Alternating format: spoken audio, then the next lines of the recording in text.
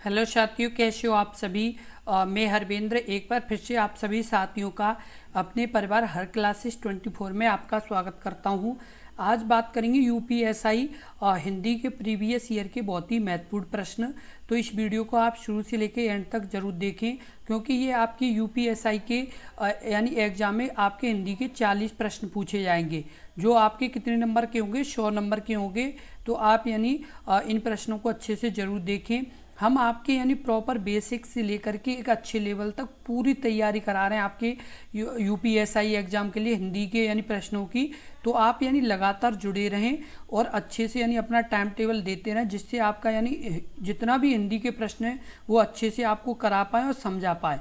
तो आपने यदि पिछली वीडियो भी नहीं देखी है तो कृपया उन वीडियो को जरूर देखें, क्योंकि आपकी लगातार वीडियो हिंदी की अपलोड की जा रही है अपने इस यूट्यूब चैनल पर। और आपको बता दें कि उस वीडियो के प्लेलिस्ट का लिंक इस वीडियो के डिस्क्रिप्शन में दिया है, तो वहाँ जा कर के आप यानी सभी वीडियो को जरूर देखें, जिससे आपका एक अच्छा स्कोर बन पाएगा। क्योंकि एक एक प्रश्न का महत्व है। यदि आपका एक प्रश्न भी यदि गलत होता है ना, तो कम से कम एक नंबर यानी एक प्रश्न आपका कम से कम 2.5 नंबर के बराबर है। यदि आपका एक प्रश्न गलत होता है तो 2.5 नंबर आपके कम होते हैं, जबकि आपकी मेरिट में तो 0.001 नंबर भी यदि कम होता है तो भी आप कट ऑफ में नहीं आ पाते हो। इस तरह की भी सिचुएशन बन जाती है। इसलिए प्रत्येक प्रश्न को समझते हुए चलें और अच्छे से यानी ध्यान रखते हुए प्रत्येक प्रश्न को यानी समझें। अब जैसे बात कर लेते हैं, पहला प्रश्न, निम्नलिखित में से पार्श्विक ध्वनि कौन सी है। ऑप्शन ए अड़ा, ऑप्शन बी र, ऑप्शन सी च, ऑप्शन डी आपका ल। इस प्रश्न का उत्तर बताएं। इस प्रश्न का उत्तर क्या होगा। इस प्रश्न का जो उत्तर होगा वो क्या होगा। उस प्रश्न का जो उत्तर होगा वो आपका सही होगा ऑप्शन डी ल। ल किस प्रकार की ध्वनि है, तो पार्श्विक ध्वनि भी है। क्या ये पार्श्विक ध्वनि भी है। और ये व्यंजन किस प्रकार का है, तो अंतस्थ व्यंजन है। किस में आता है ये अंतस्थ व्यंजन में आता है। लेकिन ध्वनि किस प्रकार की है, यदि आपसे ये पूछा जाए प्रश्न में कि ल किस प्रकार की ध्वनि है, तो आपको बताना पार्श्विक ध्वनि है। और पार्श्व यदि आपसे ये पूछा जाता है पार्श्विक ध्वनि किस यानी की है, तो आपको ल की बतानी है। इस चीज का आप जरूर ध्यान रखें। उसके बाद आपको बता दें कि जो आपका ड है, ड किस प्रकार यानी कि यानी जो आपका अड़ा है ये किस प्रकार की यानी ध्वनि में आता है, तो ये अड़ा जो आता है वो आपका आता है मूर्धन्य में। किस में आता है, ये आपका आता है मूर्धन्य में आता है। और आपका र आता है वो आपका यानी अंतस्थ में आता है। किस में आता है, आपका ये अंतस्थ व्यंजन में आता है। और च किस में आता है, तो तालव्य में। किस में, तालव्य में आता है। इस तरह से भी आपके प्रश्न पूछे जाते हैं। अगला प्रश्न है प्रश्न नंबर 2, हिंदी शब्दकोश में छ का क्रम किस वर्ण के बाद आता है। ऑप्शन ए ग, ऑप्शन बी त्र, ऑप्शन सी ह, ऑप्शन डी क। इस प्रश्न का उत्तर बताएं। इस प्रश्न का उत्तर क्या होगा। ये बहुत ही अच्छा प्रश्न है कि आपका हिंदी शब्दकोश में जो 6 से क्षेत्रीय का क्रम है वो किस वर्ण के बाद आता है। ये आपका बहुत ही यानी अच्छा प्रश्न है। किस तरह का प्रश्न है, यानी बहुत ही अच्छा प्रश्न है। तो जो इस प्रश्न का जो उत्तर होगा वो आपका क्या होगा, इस प्रश्न का उत्तर बताएं। इस प्रश्न का उत्तर क्या होगा, जो उत्तर होगा वो आपका सही होगा ऑप्शन डी क यानी सही होगा इस प्रश्न का उत्तर। जो 6 से क्षेत्रीय है वो उसका क्रम किसके बाद आता है, क के बाद आता है। अब आपको बता दें कि क के बाद यानी इसका क्रम कैसे आता है, तो आधा क प्लस षटकोण वाला श, इससे मिलकर के 6 से क्षेत्रीय बनता है। क्या बनता है, 6 से क्षेत्रीय बनता है। इसलिए पहले क आएगा, फिर क्या आता है षटकोण वाला श, तब 6 से क्षेत्रीय तैयार होता है। इसलिए क के बाद यानी इसका क्रम आता है। ये आपका बहुत ही अच्छा प्रश्न है। आपसे यदि ये भी पूछ लिया जाए कि जैसे क्षेत्र से क्षेत्रीय किन दो वर्णों से मिलकर बना हुआ है, तो क और षटकोण वाला श। यदि आपसे ये पूछ लिया जाए कि 6 से क्षेत्रीय का क्रम किस वर्ण के बाद आता है, तो आपको बताना क के बाद आता है। और आपको बता दें कि जो ये 6 से क्षेत्रीय है ये किस प्रकार का व्यंजन है, तो ये आपका संयुक्त व्यंजन है। किस प्रकार का व्यंजन है, तो आपका ये संयुक्त व्यंजन है। और ये जो आपका ज्ञ है ये भी यानी क्या है, संयुक्त व्यंजन है। और उसके अलावा आपका यानी त्र से त्रिशूल भी संयुक्त व्यंजन है। क्या है, संयुक्त व्यंजन है। उसके अलावा हा है, ये किस प्रकार का है, ये आपका ऊष्म व्यंजन है। किस प्रकार का है, यानी ऊष्म व्यंजन है। उसके अलावा आपका क किस प्रकार का है, तो कंठ व्यंजन है। किस प्रकार का है, कंठ व्यंजन है।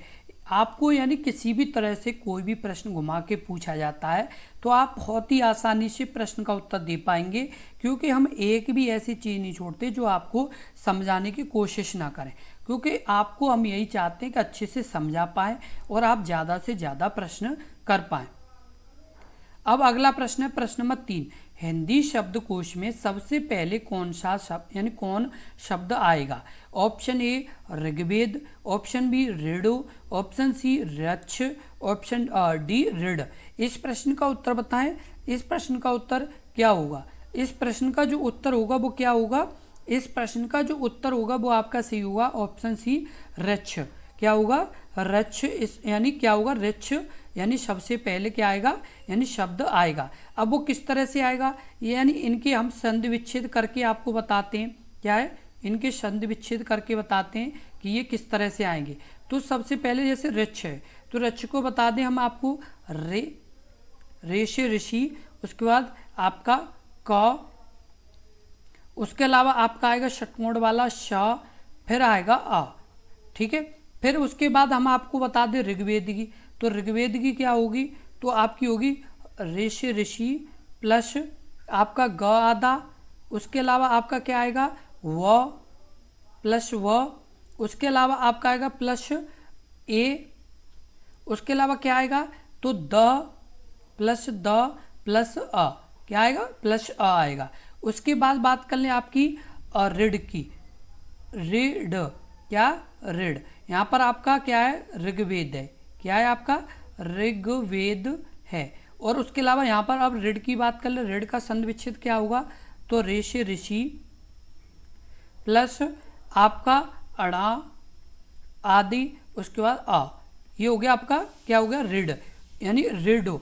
उसके अलावा आपकी बात कर लें आगे ऋडु की। किसकी? ऋडो। किसकी बात कर लें? ऋडु की।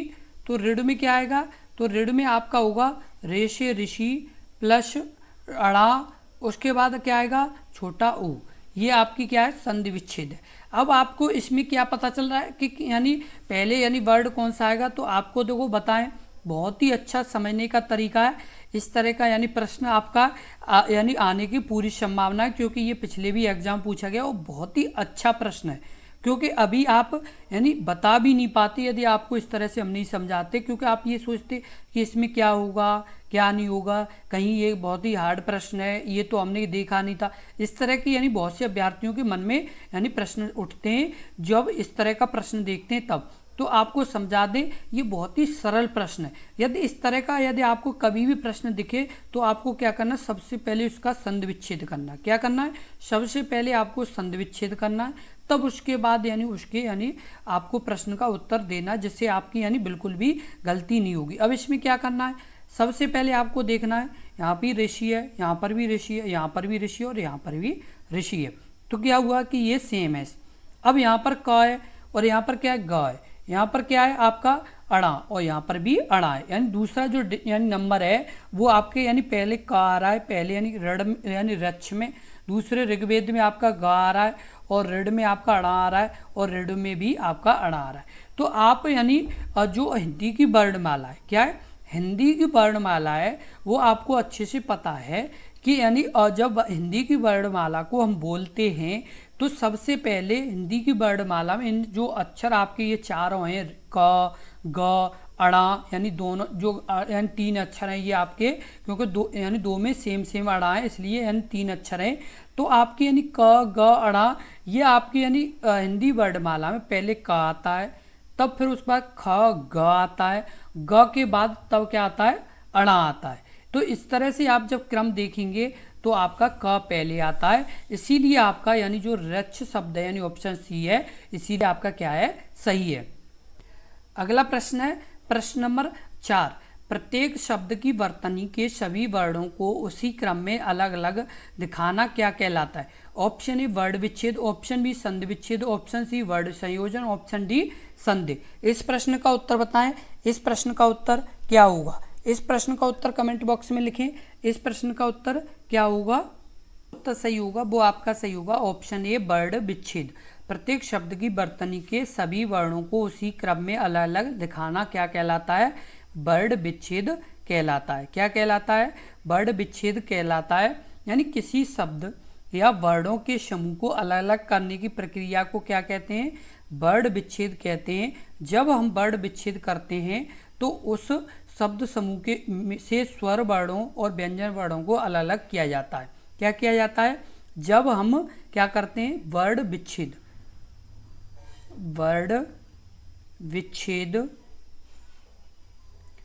करते हैं, वर्ण विच्छेद करते हैं तो उस शब्द समूह से, उस शब्द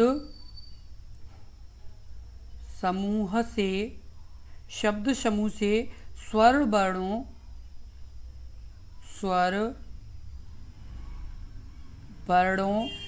और व्यंजन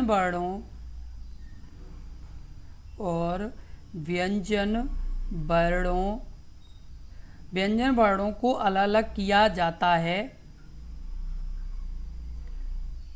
अलग अलग किया जाता है शब्दों में या वर्ण समूह में जिसमें मात्राएं होती हैं। क्या होती हैं, यानी जिसमें जैसे मात्राएं होती हैं उन्हें क्या किया जाता है, अलग अलग किया जाता है। क्या किया जाता है, जिसमें जैसे मात्राएं होती हैं उन्हें क्या किया जाता है, अलग अलग किया जाता है। जैसे अभी हमने एक शब्द लिया किताब, क्या शब्द लिया, किताब एक शब्द लिया, फिर हमने क्या किया, किताब का यानी वर्ण विच्छेद किया। तो किस तरह से होगा, पहले क आएगा, वो भी किस तरह का, आधा, प्लस छोटी आएगी, फिर उसके बाद आपका त आएगा, प्लस उसके बाद आएगा बड़ा आ, उसके अलावा फिर आपका आएगा ब, उसके अलावा आपका क्या आएगा, अ, यानी क्या आएगा, अ। तो इस तरह से आपके यानी क्या होगा, किताब का क्या होगा, संधि विच्छेद होगा। क्या होगा, किताब का क प्लस छोटी, फिर त आधा, फिर बड़ा आ, फिर ब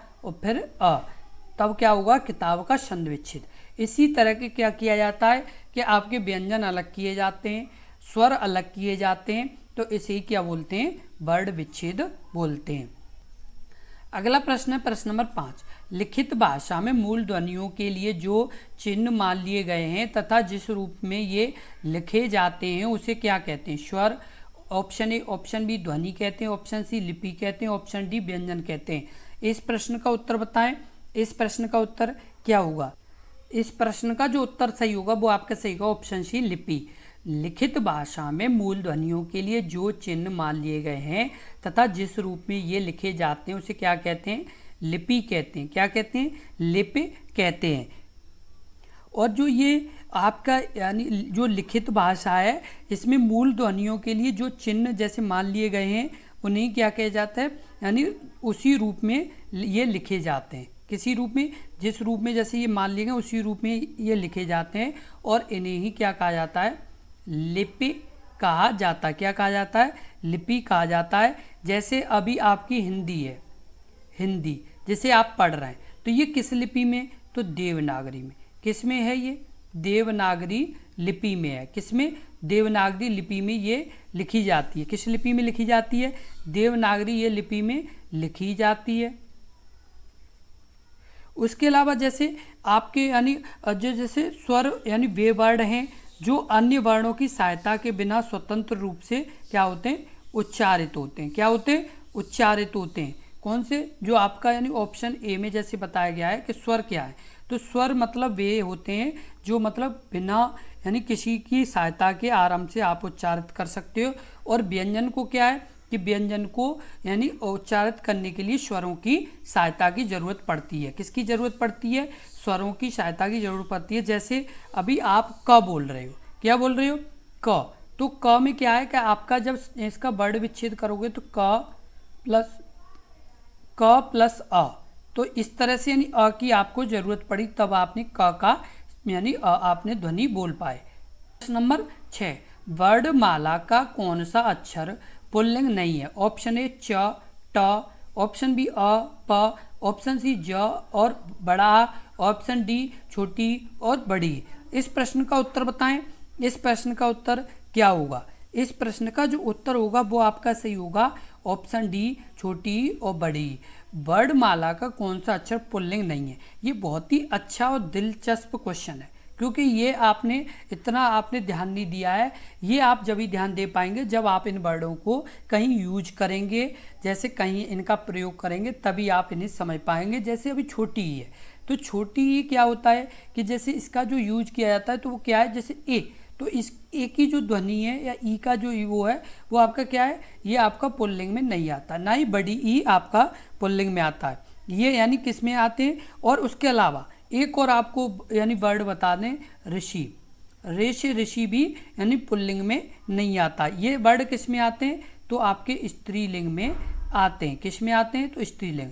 ये भी बहुत ही अच्छे क्वेश्चन है। अभी आपसे यदि इससे पहले पूछ लिया जाता तो आपके माइंड में डाउट जाता कि ये तो हमने ध्यान नहीं दिया है कि ऋषि, ऋषि यानी स्त्रीलिंग या पुल्लिंग में, तो आप यानी अब इस चीज़ को जरूर ध्यान रखें कि ये आपके छोटी, बड़ी और ऋषि, ऋषि तीनों किस में आते हैं? तो आपके आते हैं और स्त्रीलिंग में। किस में आते हैं? स्त्रीलिंग में। और आपके यानी जो अलग अलग वर्ड हैं वो आपके किस में आते हैं? च, ट, अ, प, ज और आ, ये किस में आते हैं? तो आपके ये आते हैं पुल्लिंग में।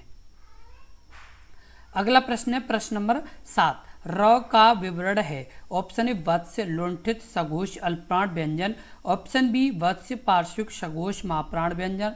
ऑप्शन सी वत्स्य, संघर्षी, अघोष, अल्पप्राण व्यंजन। ऑप्शन डी वत्स्य, स्पर्श, सघोष, महाप्राण व्यंजन। इस प्रश्न का उत्तर बताएं। इस प्रश्न का उत्तर क्या होगा? इस प्रश्न का उत्तर बताएं। इस प्रश्न का उत्तर क्या होगा? इस प्रश्न का उत्तर कमेंट बॉक्स में लिखें। इस प्रश्न का उत्तर क्या होगा? इस प्रश्न का जो उत्तर सही होगा वो आपका सही होगा ऑप्शन ए वत्स्य, लुंठित, सघोष, अल्पप्राण व्यंजन। क्या सही होगा? जो र का विवरण है वो वत्स्य, लुंठित, सघोष, अल्पप्राण व्यंजन है। क्या है? यानी लुंठित, उसके अलावा आपका वत्स्य, सघोष, अल्पप्राण व्यंजन, ये है र। किस प्रकार का है? यानी आपका ये वत्स्य, लुंठित और सघोष और अल्पप्राण व्यंजन में ये आता है। से बता दें ये किस प्रकार का है? दांतों एवं मसूड़ों के मिलने अर्थात दंतमूल वत्स्य कहते हैं। क्या कहते हैं? दंतमूल वत्स्य कहते हैं। वत्स्य कहते हैं किसे? जो वत्स्य है वो दांतों एवं मसूड़ों के मिलने के अर्थात दंतमूल या वत्स्य कहते हैं। लुंठित आपका रा यानी ध्वनि है। सघोष, अघोष हम आपको पहले बता ही चुके हैं कई बार कि सघोष और अघोष क्या होते हैं, इन्हें पहचानते कैसे हैं। तो ये सभी चीज़ों को आप जरूर ध्यान रखें। अगला प्रश्न है प्रश्न नंबर 8। निम्नलिखित में से कौन स्वर नहीं है? ऑप्शन ए अ, ऑप्शन बी छोटा ऊ, ऑप्शन आपका सी ए और ऑप्शन डी या ईट। इस प्रश्न का उत्तर बताएं। इस प्रश्न का उत्तर क्या होगा? इस प्रश्न का जो उत्तर होगा वो आपका सही होगा ऑप्शन डी या ईट। निम्नलिखित में से स्वर नहीं है तो या ईट स्वर नहीं है। स्वर क्या यानी या ईट क्या है? तो व्यंजन है। क्या है? ये व्यंजन है। और छोटा, बड़ा यानी छोटा ऊ और यानी छोटी ये क्या है? आपके स्वर हैं। आपको बता दें आ से आ, बड़ा आ, छोटी ई, बड़ी ई, छोटी, बड़ी, छोटा ऊ, बड़ा ऊ और ऋषि, छोटी ए, बड़ी ए, छोटा ओ और बड़ा ओ, ये आपके क्या हैं? तो ये आपके स्वर हैं। और ये हैं कितने? 11। ये यदि इनमें से कोई भी आपसे पूछा जाता है कि मतलब इनमें से कौन सा स्वर है और कौन सा व्यंजन है, तो आप तुरंत समझ जाएं कि आ से लेकर के बड़ा वो तक स्वर हैं और उसके अलावा क्या है? व्यंजन है। अगला प्रश्न है प्रश्न नंबर 9। निम्नलिखित में से नासिक व्यंजन कौन सा है? ऑप्शन ए याईट, ऑप्शन बी ज, ऑप्शन सी षटकोण वाला श, ऑप्शन डी ग। इस प्रश्न का उत्तर बताएं। इस प्रश्न का उत्तर क्या होगा? इस प्रश्न का उत्तर बताएं। इस प्रश्न का उत्तर क्या होगा? इस प्रश्न का जो उत्तर होगा वो आपका सही होगा ऑप्शन ए याईट। निम्नलिखित में से नासिक व्यंजन कौन सा है? तो याईट है। किस प्रकार का है? यानी नासिक व्यंजन है। तो आपको बता दें कि जो नासिक व्यंजन है उन्हें कैसे आप पहचानेंगे? उच्चारण में वायु का निर्गमन किसमें, उच्चारण में वायु का निर्गमन, उच्चारण वायु का निर्गमन केवल नासिका विवर, किससे, नासिका यानी नाक के यानी द्वारा या नाक से होता है। किससे, नासिका से होता है, नासिका से होता है। और नासिक के व्यंजन कहलाते हैं। क्या कहलाते हैं, वे मतलब नासिक व्यंजन कहलाते हैं। और ये प्रत्येक वर्ग के पंचम वर्ण नासिक के व्यंजन है। प्रत्येक वर्ग का, किसका, प्रत्येक वर्ग का पंचम वर्ण नासिक्य व्यंजन है। क्या है, यानी प्रत्येक यानी वर्ग का पांचवा यानी जो वर्ड है वो नासिक्य व्यंजन है, जिसमें आपके कौन कौन से आते हैं, आपकी अड़ाविंदी, उसके अलावा आपका आता है ईट, उसके अलावा और क्या आता है आपका अड़ा, उसके बाद न, उसके बाद म। ये क्या है आपके, यानी ये नासिक्य वर्ड हैं। किस प्रकार के वर्ड हैं, तो ये नासिक्य व्यंजन हैं। अगला प्रश्न है प्रश्न नंबर 10। जब एक ध्वनि का द्वित्व हो जाए तब वह क्या कहलाती है। ऑप्शन ए संयुक्त ध्वनि, ऑप्शन बी योजक ध्वनियाँ, ऑप्शन सी संपृक्त ध्वनियाँ, ऑप्शन डी पारस्परिक ध्वनियाँ। इस प्रश्न का उत्तर बताएं। इस प्रश्न का उत्तर क्या होगा, इस प्रश्न का जो उत्तर होगा वो आपका सही होगा ऑप्शन बी युग्मक ध्वनियाँ। जब एक ध्वनि का द्वित्व हो जाए तब वह क्या कहलाती है, तो युग्मक ध्वनियाँ कहलाती है। जब एक ही ध्वनि का द्वित्व या युग्म हो जाए तब वे युग्मक ध्वनियाँ कहलाती हैं। युग्मक ध्वनियाँ प्राय शब्द के मध्य में आती हैं। किस में आती हैं, यानी प्रायः शब्द के मध्य में आती हैं। किस में आती हैं, मध्य में आती हैं। और युग्मक ध्वनियाँ प्राय शब्द के मध्य में आती हैं और दो या दो से अधिक व्यंजन, दो या दो से अधिक व्यंजन, दो या दो से अधिक व्यंजन ध्वनियाँ जब परस्पर संयुक्त होकर एक स्वर के सहारे बोली जाएं। किसके सहारे, एक स्वर के सहारे बोली जाएं, तब उन्हें क्या कहा जाता है, द्वित्व या युग्मक ध्वनियाँ कहा जाता है। क्या कहा जाता है, युग्मक ध्वनियाँ कहा जाता है। जैसे अभी प्राण, क्या प्राण है, और उसके अलावा आपका जैसे ग्रहणा, क्या है, यानी ग्रहणा। ये किस प्रकार के हैं, तो ये आपके किस में आते हैं, तो युग्मक ध्वनियाँ या आपके द्वित्व यानी ध्वनियों में, यानी ध्वनि का क्या हो जाए, द्वित्व हो जाए, और ये यानी किस में आते हैं, तो आपके युग्मक ध्वनियों में आते हैं। इसी तरह के बहुत ही महत्वपूर्ण प्रश्नों की वीडियो लगातार देखने के लिए अपने इस YouTube चैनल को जरूर सब्सक्राइब कर लें, क्योंकि ये आपके यानी बहुत ही महत्वपूर्ण प्रश्न हैं जो आपके यानी ज़्यादा से ज़्यादा आपके UPSI एग्ज़ाम में पूछे जाने की संभावना रहेगी। क्योंकि लगातार जो UPSI के एग्ज़ाम हुए उनमें यानी प्रत्येक में ये इस तरह के प्रश्न पूछे गए। अभी तक जितने भी UPSI के एग्ज़ाम हुए उनमें किसी न किसी यानी शिफ्ट में इस तरह के प्रश्न पूछे गए। तो इसलिए इन प्रश्नों का जरूर ध्यान रखें, और ये बहुत ही अच्छे प्रश्न हैं। और आपको बता दें, आपके एक एक प्रश्न की वैल्यू बहुत ज़्यादा है।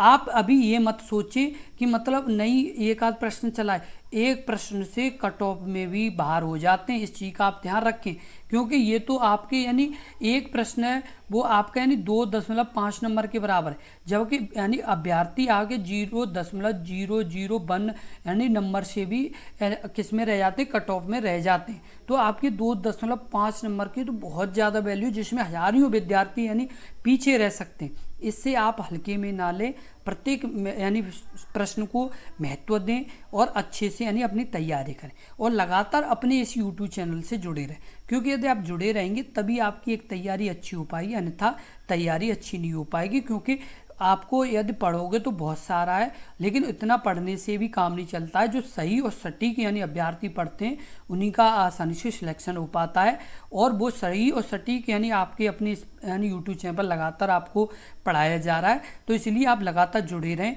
और साथ के साथ इस वीडियो को शेयर कर दें, जिससे और भी अभ्यर्थी अपने इस परिवार में जुड़ सकें, जिससे आपको अपनी कंपटीशन का भी पता चलता रहे।